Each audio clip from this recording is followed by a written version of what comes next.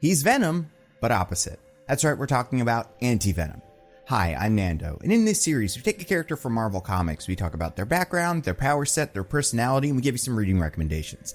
And this is all because this week, this character is being introduced into the collectible card game, Marvel Snap. Most of the video is talking about the comic character, and Anti Venom is a weird one, because we've done a lot of symbiotes this month, but Anti Venom works different than the rest. Okay, so the symbiotes all have their own personality outside of the host. Usually, at least. Venom is different from Carnage, is different from Toxin. If they all bonded individually to the same person, that person would react differently because of what that symbiote brings to the table. Anti Venom isn't quite that. It's more mindless than your average symbiote, and a lot of that comes from its origin. So Eddie Brock, post-Venom symbiote, just living alone in the world. He has cancer. This is something that the movies never got into, and I believe this was a retcon made sometime in the 2000s, but Eddie Brock has always had cancer, and that was something specifically that Venom liked about Eddie Brock. I think even the Venom symbiote tricked Eddie Brock into thinking Venom was saving him from his cancer, when in reality, he was not doing that. But so Eddie Brock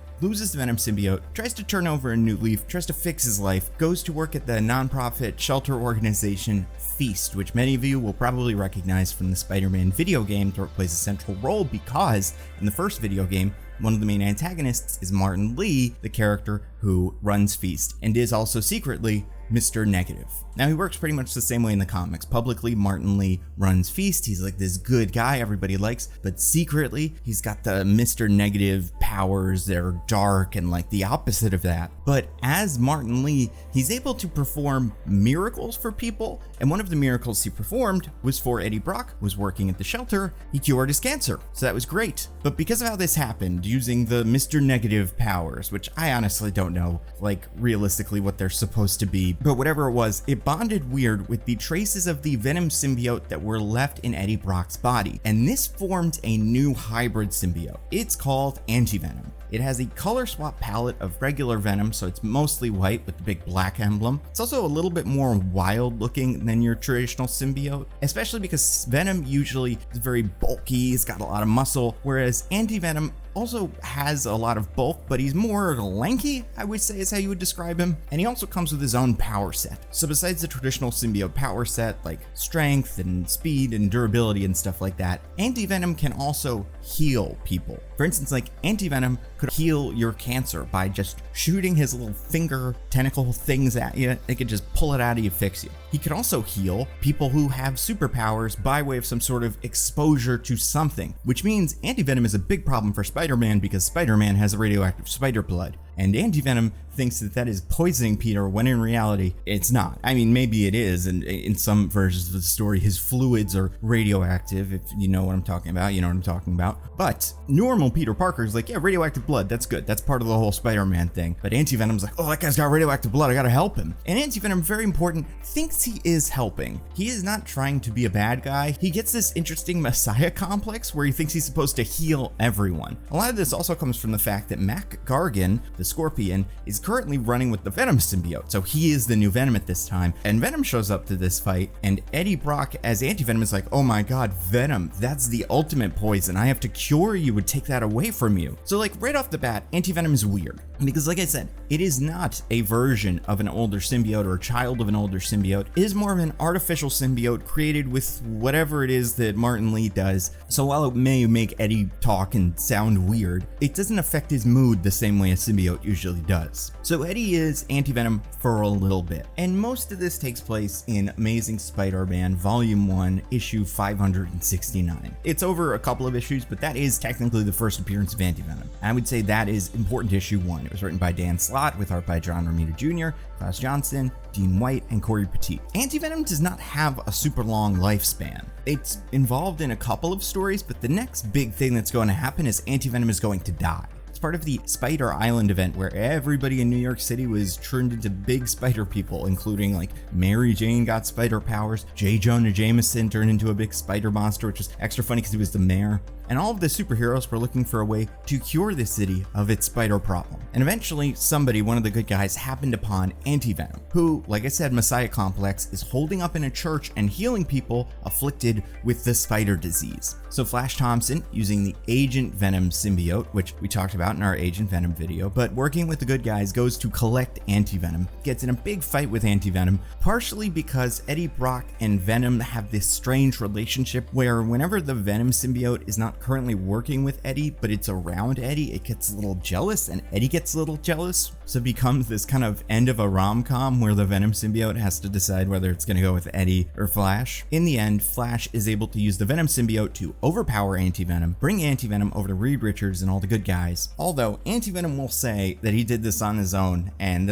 he would have done it if you just asked him, which is true a lot of the time in these comic books. They kind of create these issues where characters fight for a reason that at the end it's like, oh yeah, if you told me that before, it would have been cool. So the heroes go through with this plan. They create the anti-spider cure, which comes at the sacrifice of the anti-venom symbiote. Eddie Brock is still alive. He doesn't have a symbiote anymore, and he is hailed by the heroes as the savior of Spider Island because he sacrificed the symbiote to protect them. And most of this goes down, and what I will say is the second important issue for Anti Venom is in Venom Volume 2, Issue 7 from 2011. It was written by Rick Remender, with art by Tom Fowler, John Rauch, and VC's Joe Caramagna. So you will see a version of the Anti Venom symbiote again. It's created under a completely different set of circumstances than the original Anti Venom symbiote, and instead of bonding to Eddie Brock, it bonds to Flash Thompson to make Flash Thompson Agent Anti Venom. Basically, Alchemax created a new version of the Anti Venom serum. Flash Thompson again tries to reclaim the Venom symbiote, but runs into the same problem because Eddie Brock has it. And Venom tries to bond with both hosts, Eddie Brock and Flash Thompson. Spider-Man gets involved, accidentally spilling the new Anti Venom serum onto Flash, and that transforms the symbiote part of Venom that's on him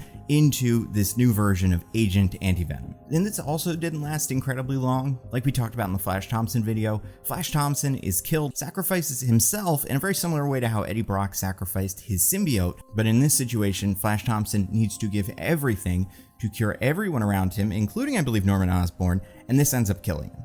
But, like we've said already, the symbiote hive mind sort of downloads everybody's consciousness the same way that the X-Men have been doing for a while. So people that were symbiote hosts that die are still alive in the consciousness and sometimes are able to reconstitute themselves. Flash Thompson does this by turning himself into a big symbiote dragon, and from this point forward, he just defaults to Agent Anti Venom. This is the Extreme Carnage storyline that we talked about in the Agony video, and then just a fun story that I think is worth reading, and I'll say is my third reading recommendation, only because I think it's a good modern Anti Venom story that treats him like just a regular player. It's not about him. Is part of a run called Savage Avengers, and this is the second volume. In this story, Flash Thompson and a bunch of other characters are doing their own thing. Flash and Elektra specifically are doing jobs for Alchemax because Liz Allen can just pretty much make Flash Thompson do whatever she wants, and she has him spying or something for Alchemax, and there's a big fight between Conan the Barbarian, that Conan the Barbarian who was from comics. And these comics, because they have Conan the Barbarian, you cannot find them on the Marvel Unlimited app, but they exist in other places. Conan is on the run from Deathlock, who's essentially a time cop, and at the same time, Anti Venom and Elektra, who's now going by Daredevil, find a mad bomb, which is a thing from older Captain America comics, and when Flash is exposed to it, he kind of loses control of the Anti Venom symbiote and turns from Agent Anti Venom with all the armor and stuff into the monstrous version of Anti Venom. That's what Eddie Brock originally was. And this book is very weird. It's got Black Knight, it's got a character named Weapon H, who I don't even have time to explain. Cloak and Dagger are involved, and they all get sent back 10,000 years into the past. It's a very fun volume.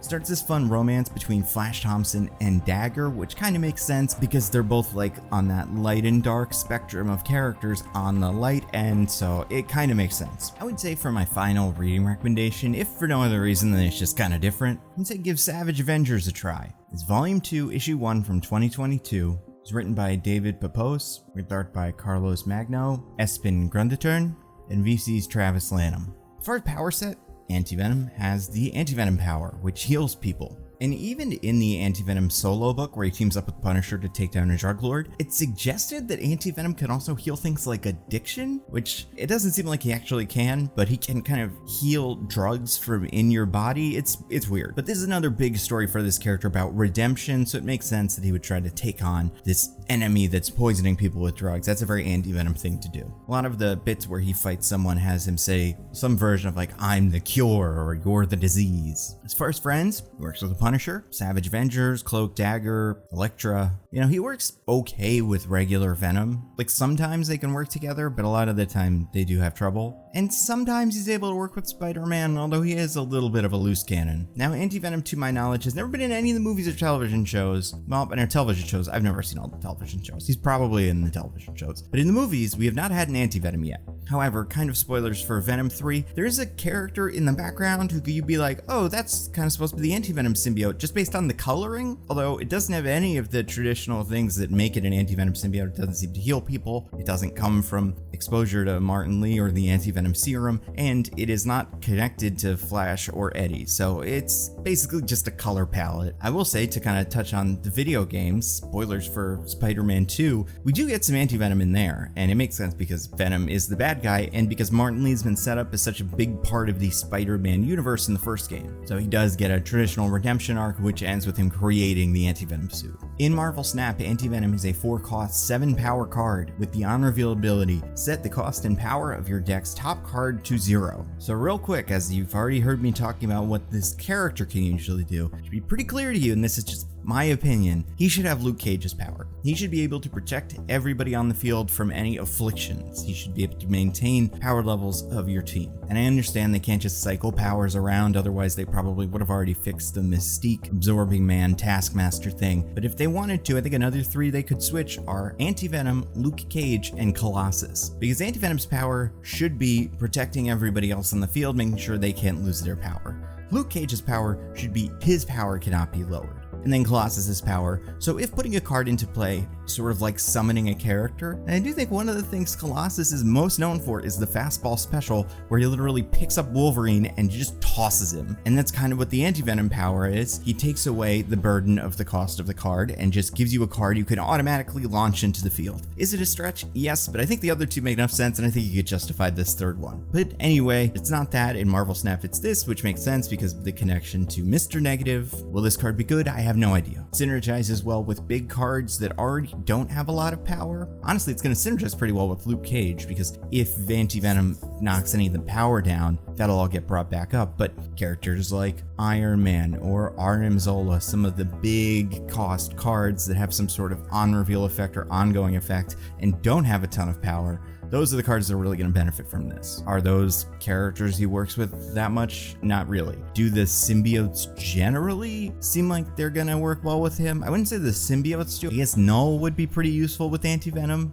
I do think it's so specialized that it won't be as useful as it probably needs to be, especially with a 4-cost, something you're not going to play until pretty late in the game. Also variants, 3 interesting ones. The first one, the Eduardo Mello, Ryan Kennard base art, looks good. Then you've got the Prandart Spotlight Cache, which I think is cool, but I do think the other variant, which is only a rare variant by Mirko Pierfederici, is maybe the best Anti Venom variant. It is the cover of the Anti Venom solo book, and honestly, I don't even think any of these variants really capture the lankiness of Anti Venom. They all kind of just look like Venom, but he should have weird long fingers like the hot dog finger people from Everything Everywhere All at Once. So those are the symbiotes. Next month, we are talking about Thor characters. Very excited. Until then, like, share, subscribe if you enjoyed the video. That's all I got. Stay safe, and I'll see you next time.